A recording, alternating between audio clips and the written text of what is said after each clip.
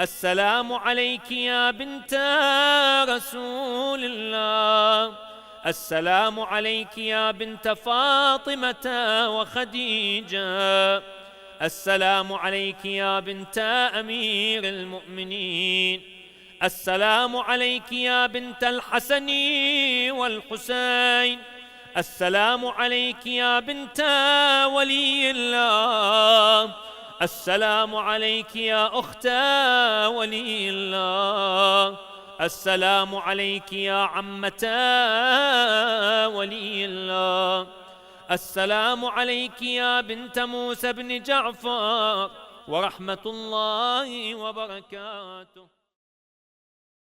اللهم صل على محمد وآل محمد. أعوذ بالله من الشيطان الرجيم. بسم الله الرحمن الرحيم. الحمد لله رب العالمين، والصلاة والسلام على سيدنا ونبينا محمد وعلى آله الطيبين الطاهرين، ولعنة الله على أعدائهم أجمعين من الآن إلى قيام يوم الدين. Allah Teala Kur'an-ı Kerim'de Şura suresinin 23. ayesinde İslam Peygamberine emredir ve buyurur ki: Kul, ey Peygamber de, la es'elukum aleyhi ecren illel meveddete fil qurba. Mən risaletimin müqabilində, peyğəmbərliyimin müqabilində sizdən yalnız öz yaxınlarıma məhəbbət istəyirəm. Həmin bu ayədə Allah Teala İslam Peyğəmbərinə əmr edir ki, İslam Peyğəmbəri bütün müsəlmanlara çatdırsın ki, İslam Peyğəmbərinin müsəlmanlar boynunda olan haqqı, həmin o haqq ki, İslam Peyğəmbəri 23 il ərzində hər cür əzab və əziyyətə dözdü və bu əzab və əziyyətlərə dözməyinə səbəb də Allah Teala tərəfindən göndərilən həmin o risaləti insanlara çatdırması idi. Həmin o Peyğəmbərliyin ki, missiyası vardı, müəyyən ilahi vəhyi İslam Peyğəmbəri insanlara çatdırmalı idi və kamil olan dini insanlara İslam Peyğəmbəri bildirməli idi. Həmin bu Peyğəmbərin əziyyətinin müqabilində Allah Teala yenə də İslam Peyğəmbərinə əmr eləyir və buyurur ki, ey Peyğəmbər de ki, bu əmr yenə də Allah Teala tərəfindəndir. Ki, Allah Teala İslam Peyğəmbərinə əmr eləyir ki, insanlara de ki, bu ki 23 il ərzində əziyyət çəkdim, bu risalətim oldu, Peyğəmbərliyim oldu. Bütün bu 23 ilin ərzində bunun müqabilində ki, sizin boynunuzda haqqım var, bu haqqın müqabilində sizdən bir şey istəyirəm. Həmin o istədiyim şey də məvəddətə fil qurbadır. Məvəddətə fil qurba, yəni yaxınlarıma məhəbbət. Ki, sizin məhəbbətiniz ancaq mənim yaxınlarıma olsun. Ki, mənim yaxınlarıma məhəbbət bəsləyəsiniz. Ki, bu Allah Teala tərəfindən İslam Peyğəmbərinə olunan əmr idi. Lakin İslam Peyğəmbərinin vəfatından sonra müsəlmanların tarixinə baxsaq, görərik ki, adını müsəlman qoymuş bir qrup şəxs İslam Peyğəmbərinin həmin o risalətinin müqabilində yeganə istəyi olan həmin o Əhl-i Beytə məhəbbəti, bunlar tam əksini İslam Peyğəmbərinə qarşı elədilər. Yəni, hər nə ki əllərindən gəldi, İslam Peyğəmbərinə və onun Əhl-i Beytinə hər nə zülüm ki bacarırdılar, həmin o zülmü elədilər. Həmin o etdiyi zülümlərdən biri də bundan ibarət idi ki, həmin adlarını müsəlman qoymuş bir qrup şəxsin etdiyi zülümlər nəticəsində İslam Peyğəmbərinin ailəsinin üzvləri, Əhl-i Beytinin üzvləri müəyyən ərazilərə səpələnmiş oldular. Ki, həm İslam Peyğəmbərindən sonra xilafəti qəsb eləmiş şəxslərin etdiyi zülümlər və həmçinin sonradan gələn Əməvilərin dövründə edilən zülümlər və ondan sonra da Abbasilərin dövründə edilmiş zülümlər səbəb oldu ki, Əhl-i Beyt əleyhissalamın bir çox üzvü müxtəlif ərazilərə səpələnmiş oldular və müxtəlif ərazilərə getdilər. Həmin o ərəfədə ki, Abbasilərin dövründə İmam Rıza əleyhissalamın dövründə Abbasilərin zülmü səbəbi ilə öz vətənindən qaçmış və öz vətənindən didərgin düşmüş şəxslərdən biri də xanım Həkimə salamullah əleyhadır. İmam Musa Kazım əleyhissalamın qızı və İmam Rıza əleyhissalamın bacısı olan Həzrət Həkimə salamullahi əleyha ki, həmin dövrdə öz vətənindən çıxmış və həmin o dövrlərdə İslam xilafətinin paytaxtından çox uzaq ərazilər sayılan həmin Azərbaycana gəlmiş və Bakıda məskunlaşmış və burada da vəfat eləmiş və qəbri də hal-hazırda xalq arasında Bibi Heybət kimi məşhur olan həmin o ərazidə yerləşir. Ki, xanım Həkimə salamullahi əleyha özü də Əhl-i Beyt əleyhimussalama zülm nəticəsində həmin o öz vətənindən çıxmış şəxslərdən biridir. Xanım Həkimə salamullahi əleyhanın tarixi və fəzilətinə aid əlimizə bir çox mətləblər gəlib çıxmayıb.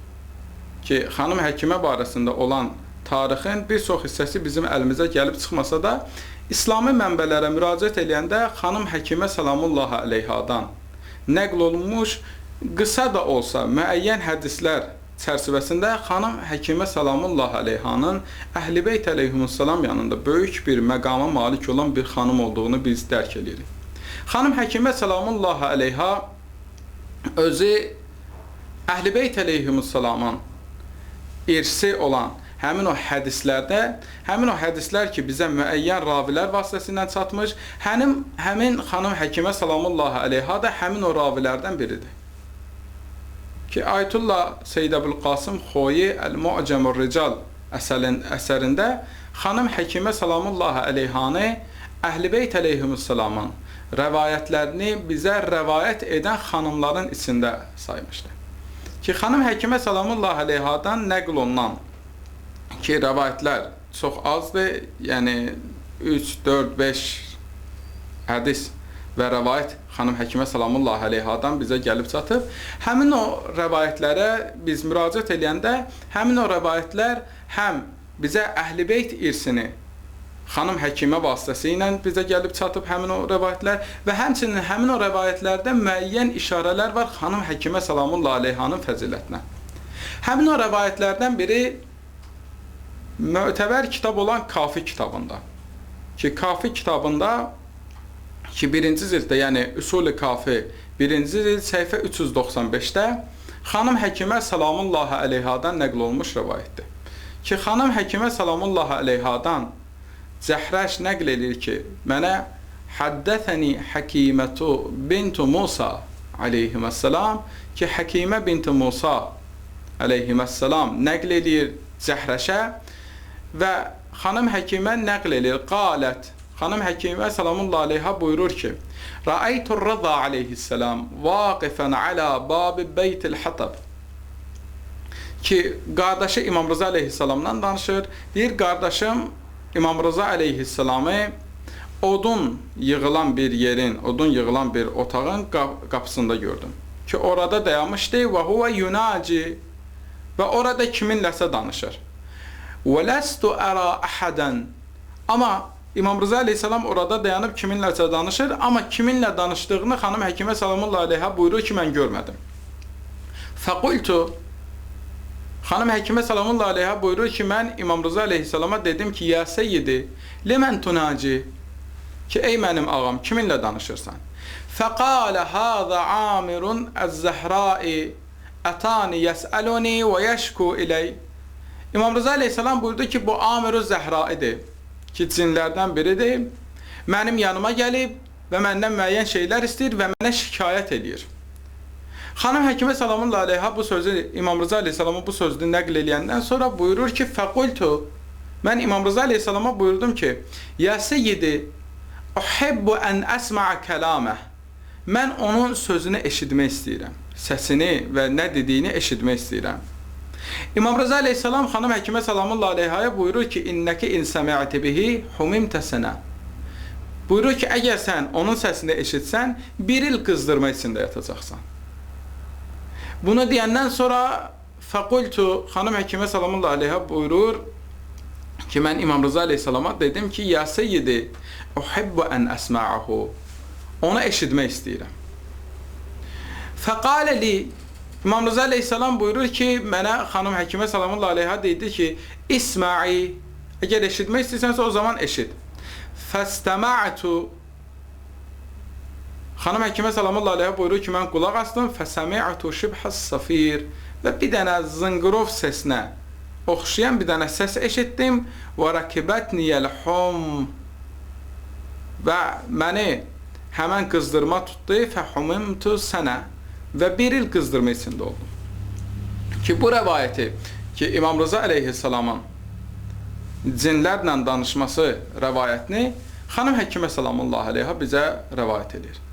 Xanım Həkimə sallallahu əleyhanın bizə rəvayət elədiyi bu rəvayətdən biz başa düşürük ki, birincisi İmam Rıza əleyhissalam, imamların bir xüsusiyyəti vardı ki, onlar imamət sirrini hər şəxsin yanında açıb deməzdilər. Ki, müəyyən məsələlər ki, bu imamətin sirri idi, imamın sirri idi, həmin bu sirri hər şəxsin yanında deməzdilər. Və müəyyən şəxslərə də həmin o sirri deyəndə müxtəlif rəvayətlərimiz var ki, orada imamlar əmr edirlər ki, həmin o səhabələrinə ki, bu bizim sirrimizdəndir, bizim sirrimizi başqalarına açıb deməyin. Həmin İmam Rıza əleyhissalamın cinlərlə danışması da bu imamətin bir sirlərindən biri idi. İmam Rıza əleyhissalam həmin bu danışmanı Xanım Həkimə sallallahu əleyhə görə davam elətdirir. Və sonradan Xanım Həkimə sallallahu əleyhə cinlə danışmaq istədikdə imam demir ki ona yox, sən eşidə bilmərsən. Deyir, xeyr, əgər istəyirsənsə qulaq as, amma bunun bir dənə xüsusiyyəti var. Xüsusiyyəti də bundan ibarətdir ki, buna qulaq assan, bir il qızdırma içində olacaqsan. Və Xanım Həkimə sallallahu əleyhə da razılaşır, imam da icazə verir ki, cinin səsini Xanım Həkimə sallallahu əleyhə eşitsin. Bu Xanım Həkimə sallallahu əleyhanın bir xüsusiyyətidir ki, imamət sirrini İmam Rıza əleyhissalam ona verir və ona tapşırır.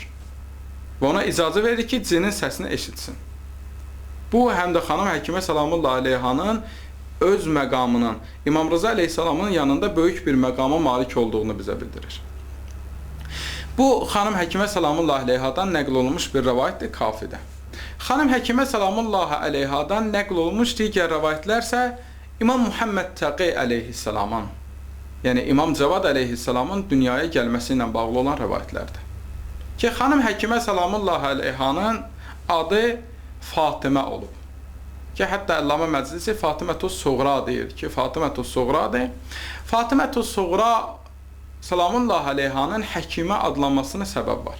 Ki, Həkimə Əhl-i Beyt əleyhissalamın qadınlarının içində iki dənə Həkimə məşhurdur. Biri İmam Musa Kazım əleyhissalamın qızı və İmam Rıza əleyhissalamın bacısı olan Həkimə xanım. Ki, bizim bir heybət kimi tanıdığımız Həkimə xanım, salamullahi əleyhə. Və digəri isə İmam Muhammed Təqi əleyhissalamın qızı və İmam Əli Nəqi əleyhissalamın bacısı olan Həkimə xanımdır.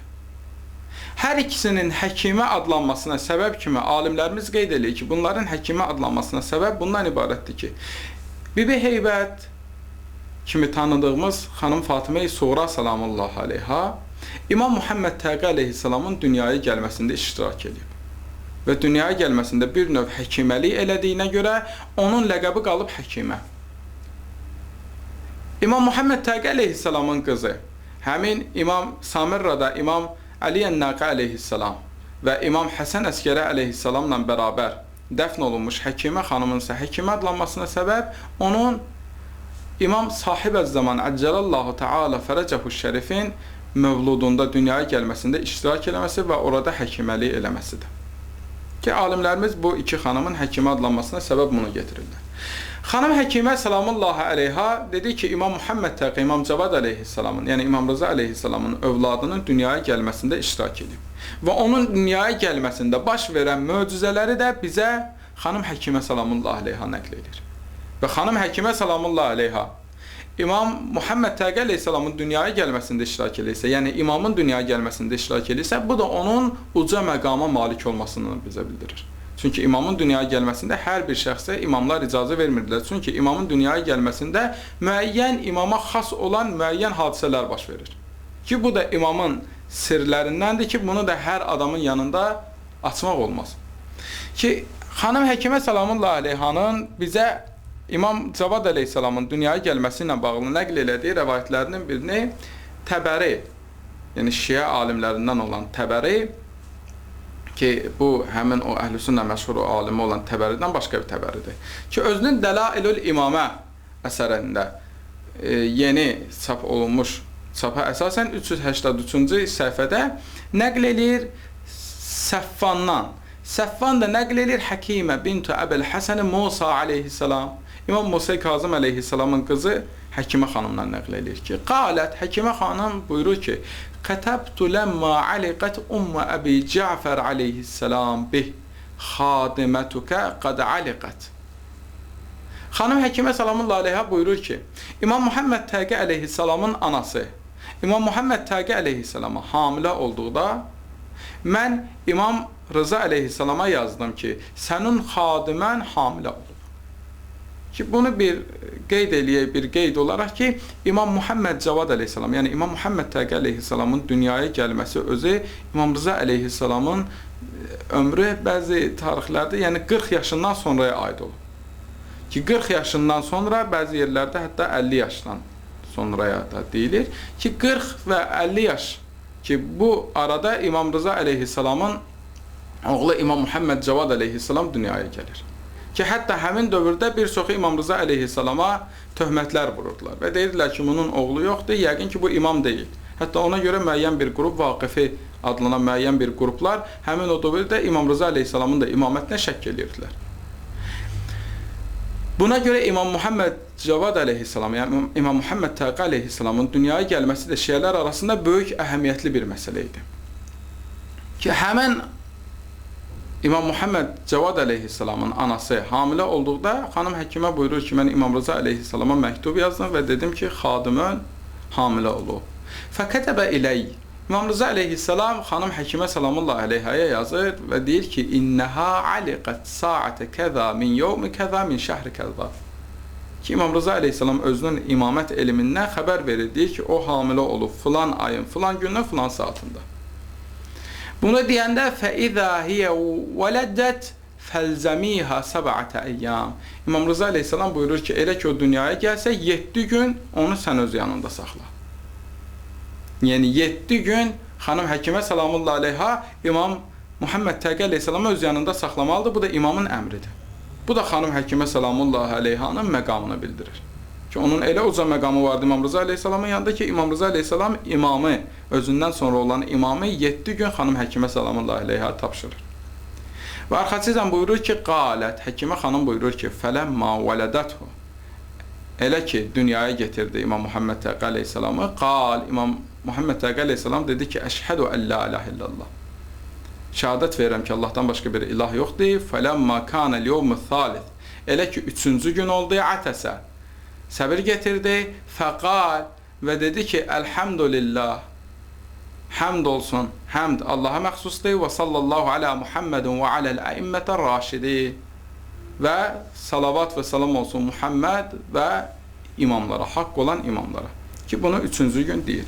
Ki, növbəti rəvayətlərdə də, ki, başqa rəvayətlərdə də həm bu rəvayətləri İbn-i Şəhraşub özünün Mənaqibi Alə Əbi Talib aleyhissalam kitabının 4-cü cild səhifə 394-də nəql eləyir və ondan sonra İbn Həmzə Tusi özünün Əth-Thaqib fil Mənaqib əsərinin 504-cü səhifəsində nəql eləyir və həmin o kitablardan Biharul Ənvar Beyrut çapı 48-ci cild 316-cı səhifədə yenə də Həkimə xanımdan nəql eləyir.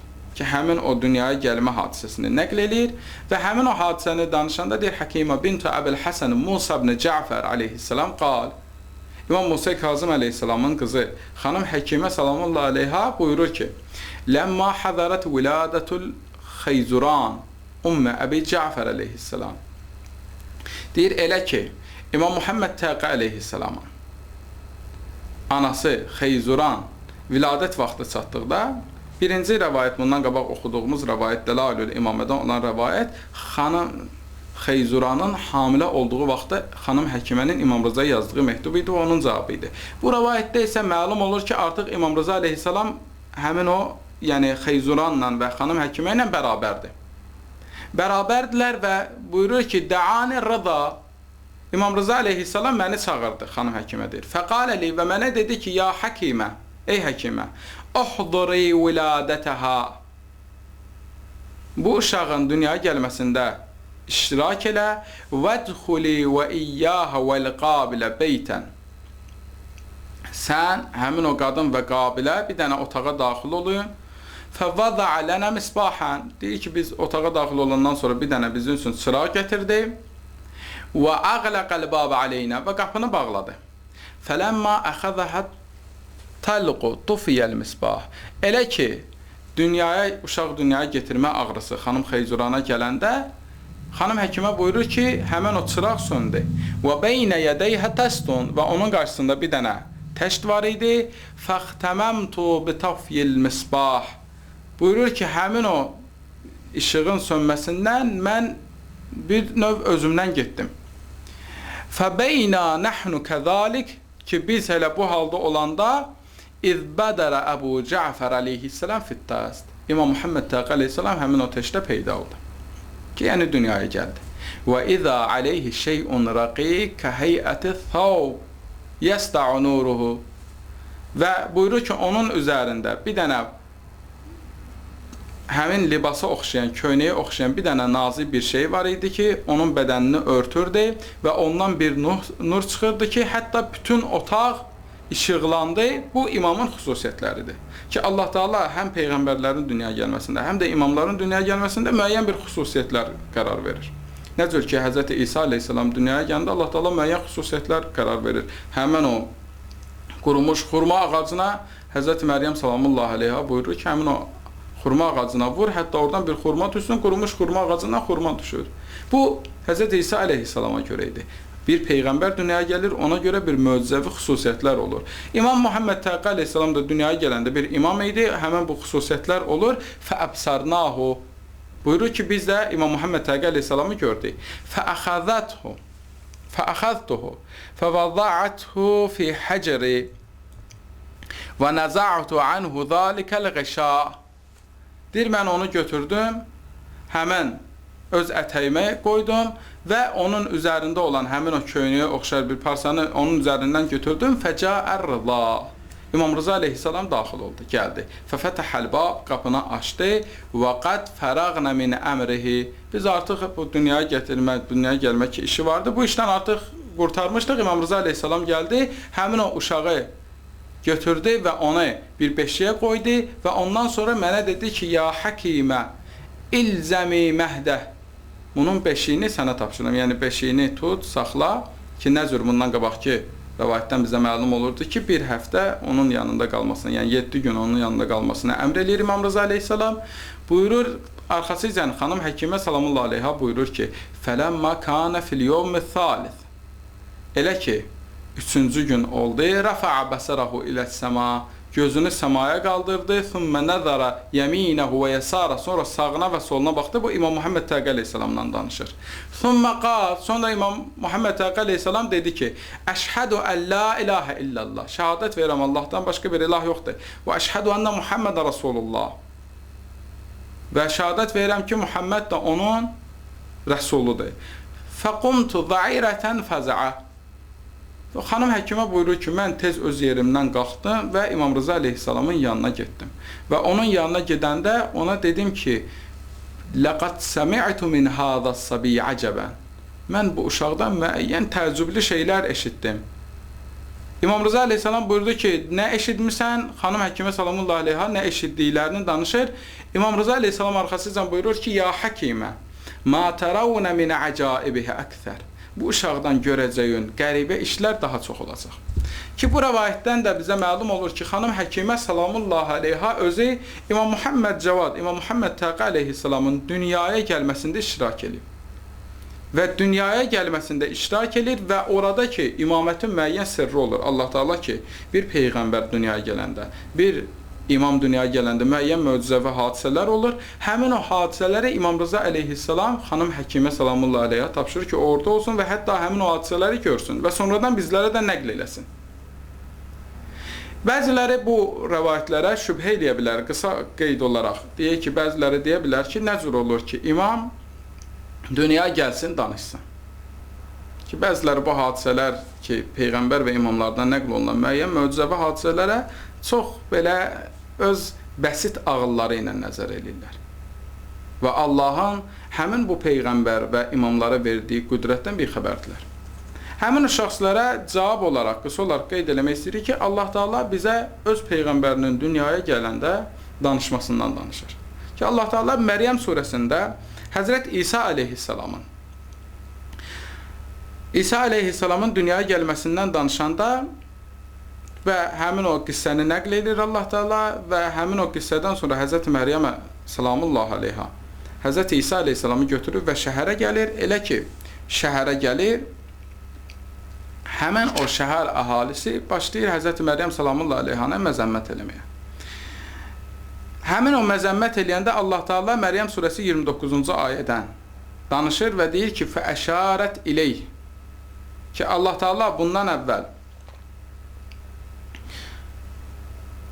bildirir ki, yəni bizə xəbər verir ki, Həzrət Məryəm salamullah aleyha nəzr eləyir və nəzr eləyir ki, heç kimdən danışmayacaq.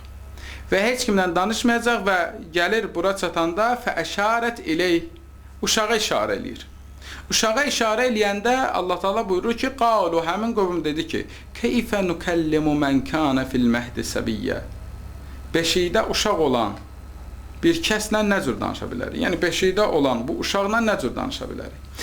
Həmən bu sualı həmin o qövmdən olan cahillər verirlər. Niyə üçün Peyğəmbərə və onun Allah tərəfindən ona verilən qüdrətdən və qüvvətdən xəbərsizdirlər. Bu günləri həmən bu rəvayətlərə şək və şübhə eləyən şəxslər ki var ki, nə cür ola bilər, imam olsun, uşaqlıqda danışsın, həmin onların da düşüncəsi həmin o dövrdə xanım Məryəm salamullah aleyhaya iftira atan və Həzrəti Məryəm salamullah aleyhanın iffətinə və Həzrəti İsa aleyhissalamın peyğəmbərliyinə iman gətirməyənlərin ağlı qədərdir. Eyni sözü həmin bu şəxslər də deyirlər. Nə cür ki, Qurani Kərim nəql eləyir ki, onlar dedilər ki, beşikdə olan uşaqla nə cür danışaq? Bunlar da deyirlər ki, beşikdə olan uşaq nə cür olub ki, danışsın? Ki, bu qədər rəvayətlər bizə bildirir ki, imamlar beşikdə olarkən və həmin uşaq olarkən, dünyaya gələrkən danışıblar. Və arxasıcan Allah Teala Həzrəti İsa'nın danışdığından və nə dediyini nəql edir. Deyir, qalə, Həzrəti İsa aleyhissalam dedi. Həzrəti İsa aleyhissalam təzə dünyaya gəlmiş bir uşaqdır.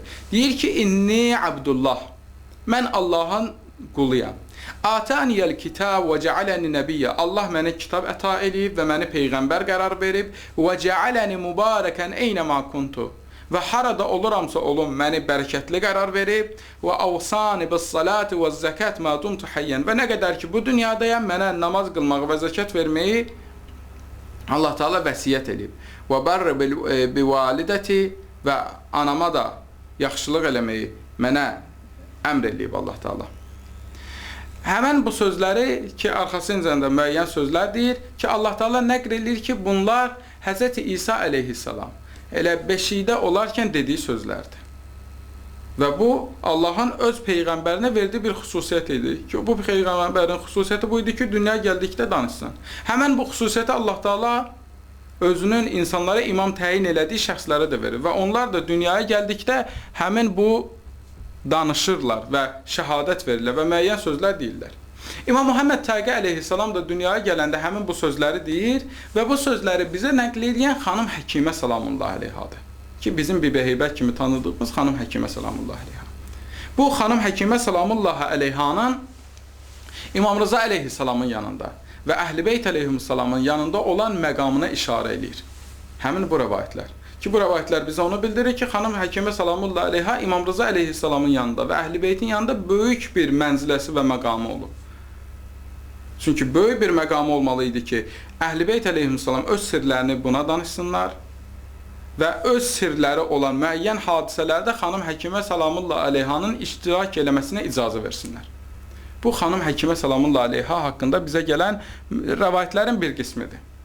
Ki, bu rəvayətlər həqiqətdə xanım Həkimə salamullah aleyhanın öz nəql elədiyi rəvayətlərdir və bu rəvayətlərdən biz xanım Həkimə salamullah aleyhanın böyük məqamına işarə edən müəyyən mənaları həmin bu rəvayətlərdə görürük. Və xanım Həkimə salamullah aleyhanın məqamı təbii ki, əgər bu bizə gəlib çatan rəvayətlərdirsə, öz dilindən müəyyən başqa hadisələri nəql edərkən və oradan bizim başa düşdüyümüz məqamıdırsa, onun Əhl-i Beyt əleyhissalam yanında olan məqamı daha artıq olur. Və bu səbəb olub ki, onun Əhl-i Beyt əleyhissalamın bu qədər yaxınlığı səbəb olub ki, sonradan məcbur qalsın və öz diyarını və öz vətənini tərk eləsin. Və həmin dövrlər üçün öz vətənindən çox-çox uzaq sayılan bir ərazilərə ki, həmin Azərbaycana və Bakı şəhərinə gəlsin. Ki, Əllamə Məclisi rəhmətullahi aleyh özü 17-ci əsrdə yaşamış alimlərdəndir ki, özünün Biharul Ənvar əsərində, Biharul Ənvarın 48-ci cild səhifə 317-də xanım Həkimə salamullahi aleyha haqqında, yəni İmam Musa Kazım əleyhissalamın övladları haqqında məlumat verəndə deyir ki, və əmmə Fatimə-tu Suğra, Fatimə-i Suğraya gəlincə ki, Fatimə-i Suğra həmin xanım Həkimə salamullahi aleyhadır. Və qabruha fi Badkubə, qəbri Badkubədədir. Badkubə həmin o zamanda Bakının adı idi ki, Bakı Badkubə adlanırdı. Və buyurur ki, qəbri Bakıdadır. Xaricül bələd, ki, həmin o dövrdə olan şəhərin xaricindədir. Yəbə'adu anhu bifərsəx min cəhəti cənubil bələd, və şəhərin cənub istiqamətində həmin o şəhərdən bir fərsəx aralıdadır. Vaqi'un fi vasati məscid, və Əllamə Məclisi rəhmətullahi aleyh özü həmin öz dövründə yazdığı əsərdə deyir ki, onun qəbri bir dənə məscidin ortasında yerləşir ki, həmin o məscid binauhu qadim, o məscidin binası qədimdir. Ki, hələ Əllamə Məclisi rəhmətullahi aleyhin vaxtında, yəni 17-ci əsrdə həmin xanım Həkimə salamullahi aleyhanın qəbrinin üzərində bir dənə qədim məqbərə olub, qədim bir məscid olub. Ki, Əllamə də bunu nəql edir və arxasıyla buyurur ki, Hakədə zəkərəhu sahibu Mir'atul Buldan, Mir'atul Buldan kitabının müəllifi bu cürünə qeyd edib. Ki, həmin o dövrdə müəyyən şəxslər olurdu, müəyyən səfərlər edirdilər, o şəhərlər haqqında məlumatları yığırdılar və Mir'atul Buldanın da sahibi, müəllifi həmin Bakı haqqında məlumat verəndə xanım Həkimə salamullahi aleyhadan danışır və deyir ki, bir dənə şəhərin cənub istiqamətində, şəhərdən bir fərsəx aralıda, ki, həmin dövrdə şəhər balaca idi, həmin o dövrdə bir fərsəx aralıda bir dənə qədim bir məscid var. Həmin zamanədə qədim deyilir ki, qədim bir məscid var ki, həmin məscidin ortasında xanım Həkimə salamullahi aleyhanın qəbri və məqbərəsi yerləşir. Bu, xanım Həkimə salamullahi aleyha haqqında bizə Əhl-i Beyt əleyhissalam irsindən gəlib çatmış müəyyən bir xəbərlərdir. Ki, bunlar hamısı dəlalət edir xanım Həkimə salamullahi aleyhanın Əhl-i Beytə bağlılığına. Ki, əvvəldə qeyd elədiyimiz ayədə, ki, Şura surəsi 23-cü ayədə Allah Teala İslam Peyğəmbərinə ki, ərz edir, ya Peyğəmbər insanlara de ki, mən öz risalətim müqabilində yalnız öz yaxınlarıma məhəbbət istəyirəm.